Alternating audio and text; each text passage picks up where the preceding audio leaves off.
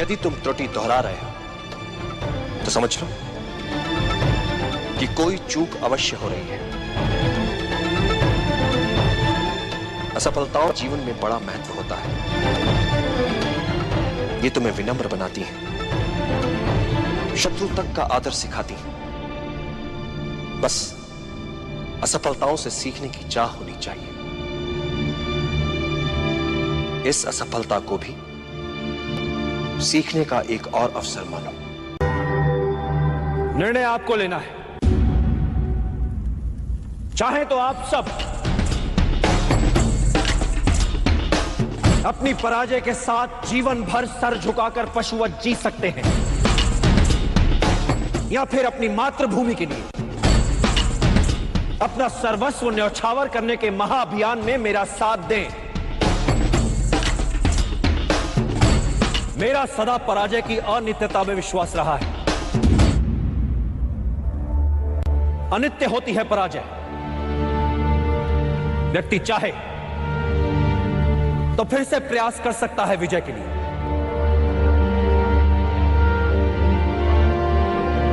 जब वो मन से पराजय को स्वीकार करता है तब वो होता है पराजित। कई बार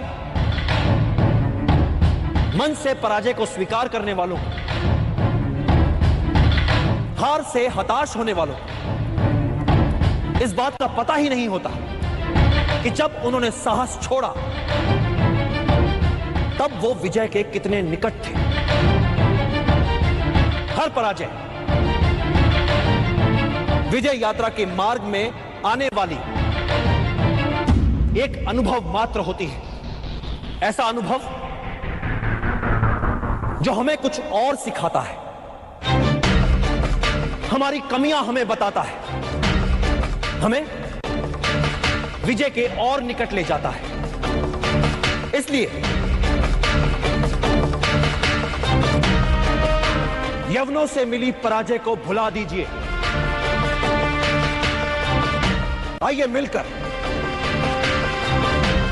एक बार फिर हम सब एक और प्रयास करते हैं। विश्व में निष्कलंक पौरुष सा सुंदर कुछ नहीं। स्त्री से स्वच्छंद कोई जीव नहीं। स्त्री में पुरुष से 2 गुना भूख, 4 गुना लज्जा और 8 गुना कामुकता होती है।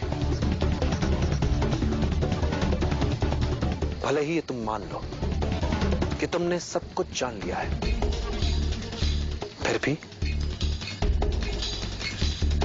तुम स्त्री को कभी नहीं जान सकते।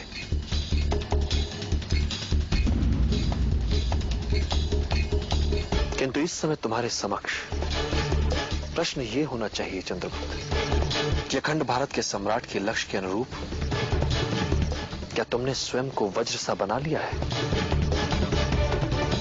और वज्र बाहर से ही नहीं, भीतर से भी बनना पड़ेगा। तुम अपने मन की आज्ञा के अनुसार न चलो, अपितु तुम्हारा मन तुम्हारी आज्ञा के अनुसार चले। ऐसा हो जाए तो ऐसे व्यक्ति को ही वज्र स्नायु वाला व्यक्ति माना जाता है, और इतने बड़े लक्ष्य के लिए इससे कम की अपेक्षा की भी नहीं जा सकती। तो चंद्रगुप्त, विगत दिनों के अनुभवों ने यदि तुम्हारे मन को उद्वेलित किया है तो अपने मन को फिर से वश में करो और लक्ष्य पर अपना ध्यान केंद्रित करो।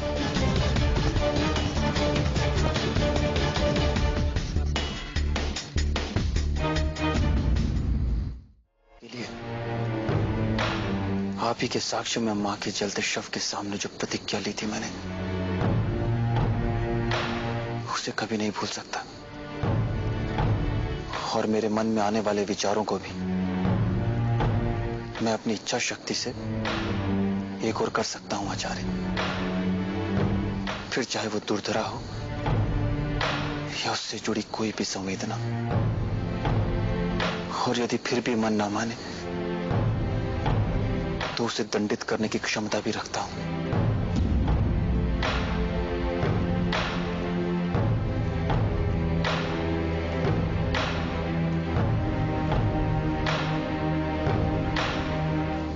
आप ही के चरणों में बैठकर इसका अभ्यास किया है मैंने।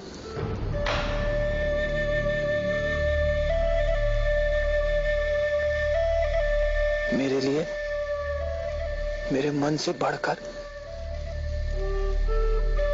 मेरा गुरु है, आप हैं आचार्य। ये तो बस मेरे मन के भाव मुझे पीड़ा दे रहे हैं।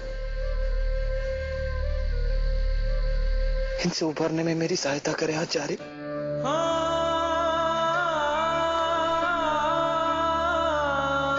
मेरी सहायता करें।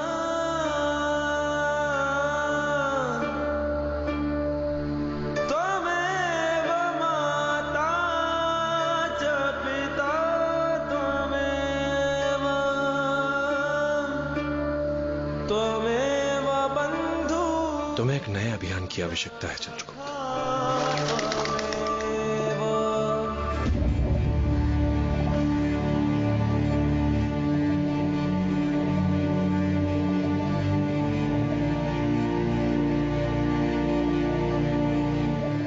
धनानंद राजगृह की जनता को फिर से अपनी सेना में अग्रिम पंक्ति के पदाती सैनिकों के रूप में बलपूर्वक अपनी सेना में लेकर कलिंग विद्रोहियों को कुचलने वाला है।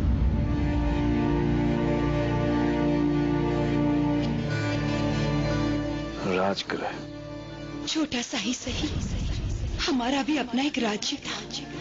मुखिया थे चंदू के पिता वहाँ के, लेकिन एक दिन धनानंद के सैनिकों ने हमारे राज्य पर आक्रमण कर दिया। इस स्वर्ण को 3 बराबर भागों में बांट दीजिए। इससे आप यहाँ छोटा किंतु एक विशिष्ट गुरुकुल खोलेंगे, जिसमें आपके कबीले के सभी वीर और भविष्य हम जो सेना बनाने वाले हैं उसमें जिन्हें भी जोड़ा जाएगा, ताकि समय आने पर वो धनानंद की सशस्त्र सेना से लोहा ले सके। राजगृह जनसाधारण को सेना में बलपूर्वक अग्रिम पंक्ति के पदाती सैनिक बनाने के लिए तैयार किया जाएगा, और हमें चाहिए जनशक्ति। उत्तम।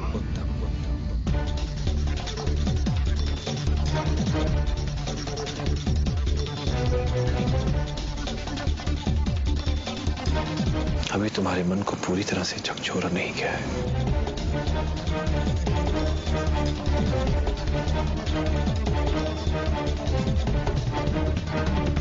ये अच्छी बात है चंद्रगुप्त।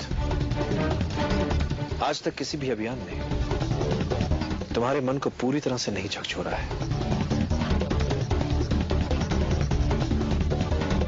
और इस अभियान के लिए तुम्हारे साहस के साथ साथ तुम्हारे हृदय की दृढ़ता की भी आवश्यकता पड़ेगी। अच्छा अभ्यास रहेगा ये।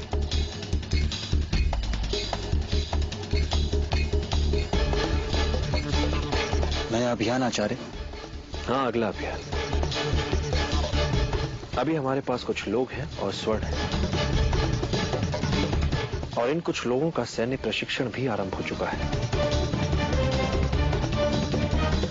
किंतु यदि हमें धनानंद के विरुद्ध युद्ध लड़ना है तो हमें अपनी सेना में और भी लोग चाहिए होंगे, और ये जनशक्ति तभी तुम्हारे साथ होगी जब इन लोगों को तुम पर विश्वास हो जाएगा कि तुम धनानंद को युद्ध में पराजित कर सकते हो। और इसके लिए तुम्हें इनकी आशाओं का, इनकी इच्छाओं का प्रतीक बनना होगा।